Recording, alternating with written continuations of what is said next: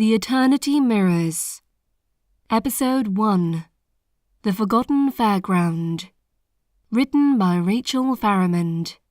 Narrated by Emily Wilden. Epilogue. 3 days later.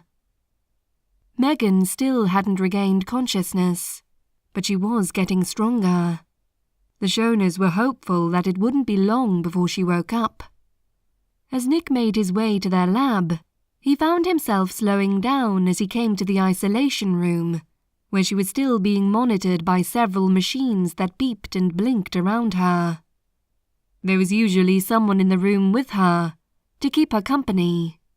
Chris, Imogen, and Jacob had taken it upon themselves to keep vigil over her.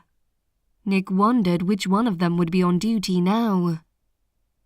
He stopped as he came to the door. It was none of them.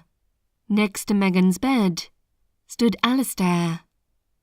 It was the first time Nick had seen him since he had materialized in the library 3 days ago, after fending off the shadow.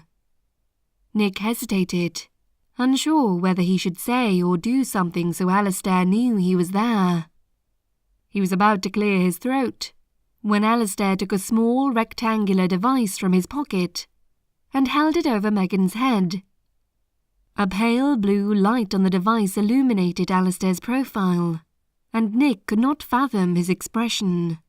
There seemed to be concern there for Megan, but there was also that ever-present glint in his eyes, the one that made Nick uneasy that he was hiding something.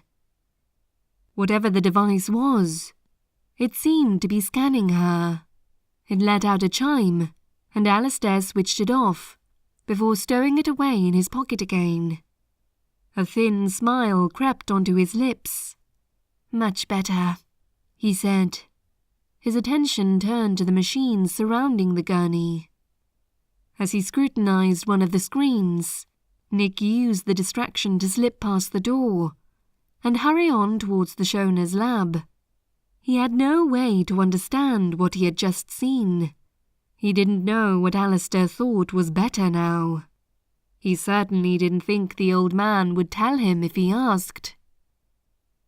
Before he reached the lab, the Shoners came running along the corridor towards him.